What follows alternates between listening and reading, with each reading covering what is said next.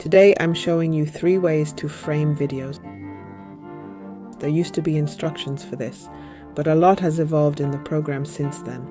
That's why I'm showing you 3 frame options for photo vision, video vision, and stages. And I will also briefly introduce 2 new video effects that you can use to improve or enhance your videos.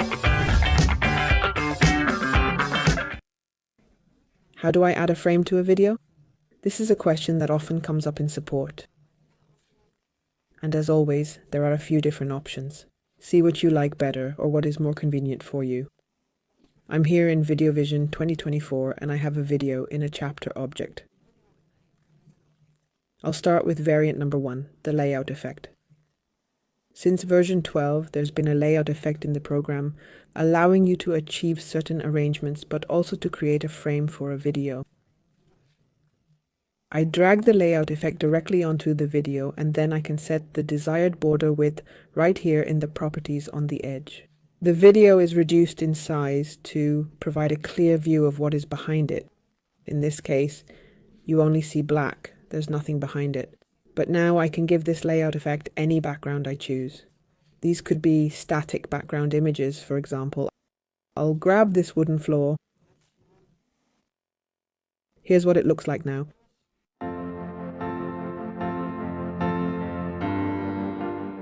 But I can also choose something completely different. Here, for example, is a metal effect.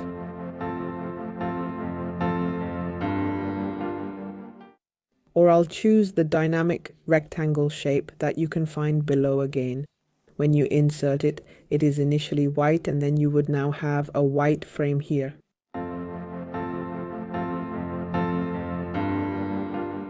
You can change the color of the rectangle in the properties.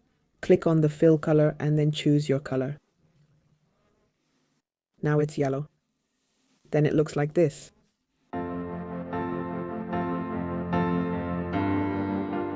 You can also create two-tone gradients here. So also choose a second color for the rectangle for the gradient. I take a slightly darker yellow as a second color. And so, for example, here you can create a sunny color gradient yourself.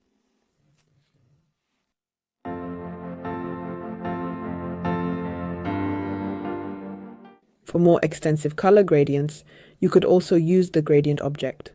That allows for more colors and more complex gradients and even patterns. That should do it for the frame through the layout effect for the time being. So you drag the layout effect onto your video and then you can define the border in the properties. The appearance of this border then results from what's in the background of the layout effect.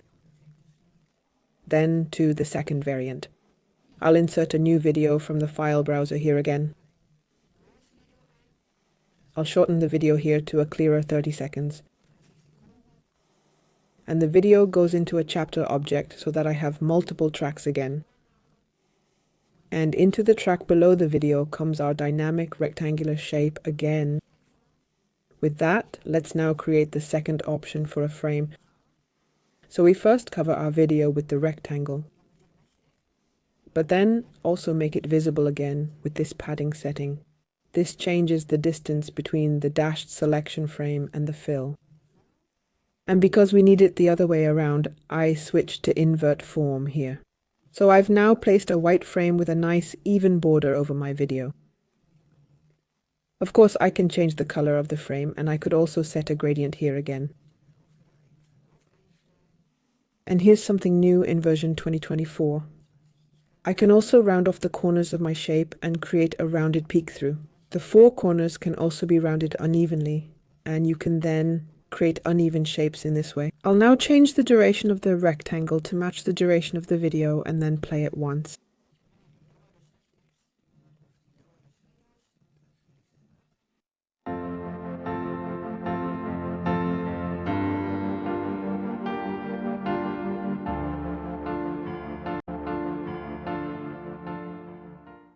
A frame around the video is a great way to focus the viewer's gaze again and to incorporate your videos and photos into a common creative framework.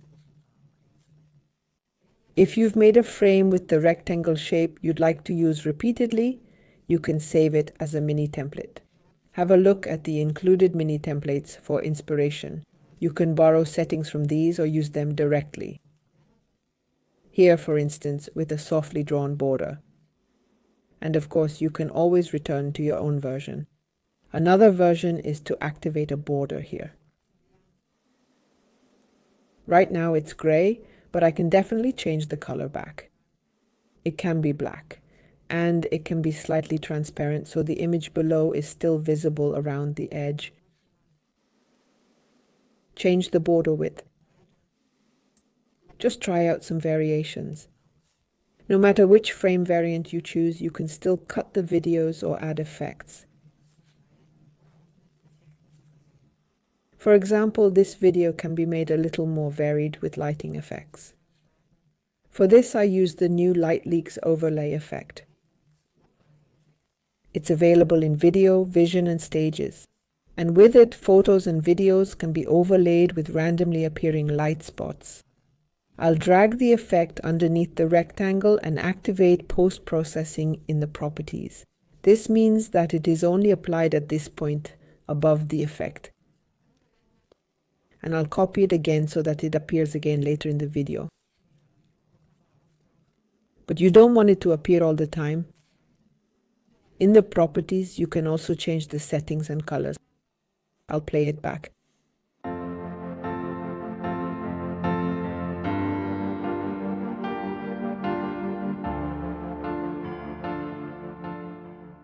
I also drag a new effect onto the video in the layout effect.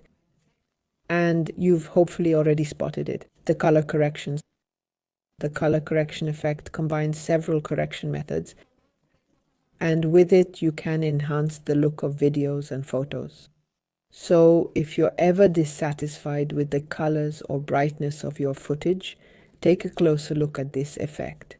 It also allows to correct only specific areas, and depending on your selection, the further setting options change.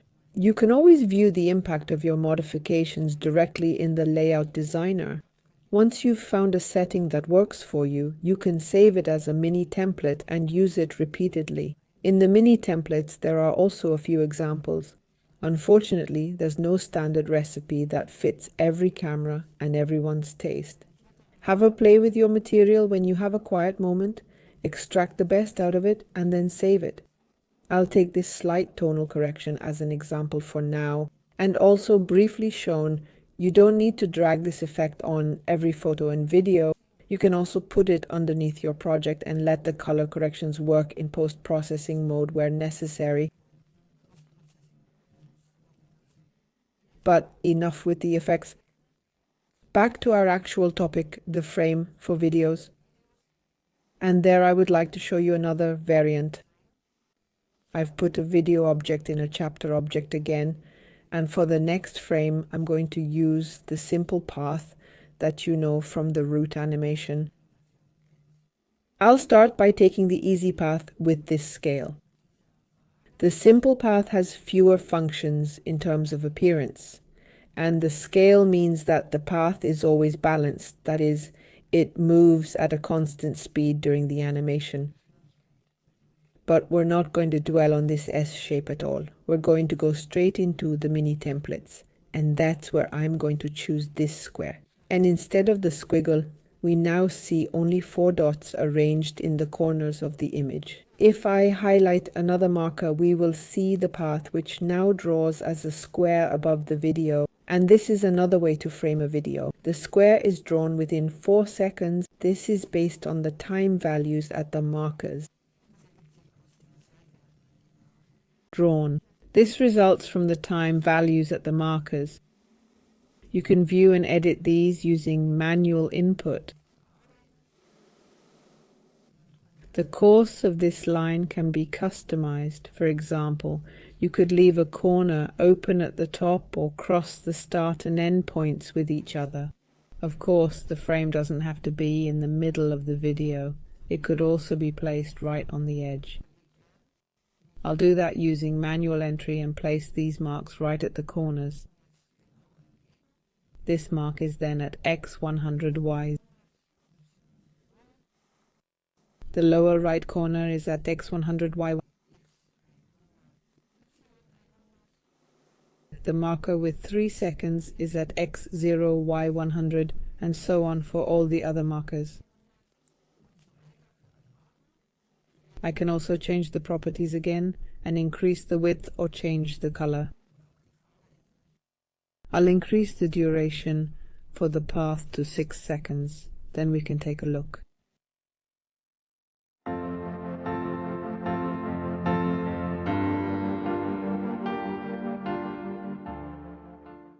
If you want the frame to be present for the entire duration of the video, you'd have to make the duration of the path object as long as the video. Or you could insert this path object several times in a row, then this frame would be drawn repeatedly. So that was the third variation that I wanted to show you, which allows you to create frames around videos. For the sake of completeness, I'll add a decorated path here. With the decorated path, I can influence the look of the path more and also give it a different pattern. I choose my square frame variant again in the mini templates, and in the other properties of the path, I can now change the appearance of the path again and choose between different patterns, for example. Feel free to take a look at the new path options. In any case, you now know 3 ways to decorate your videos and photos with frames. I'll show you the 3 variants again now, and if you liked the video, I'm happy about a thumbs up. Thank you.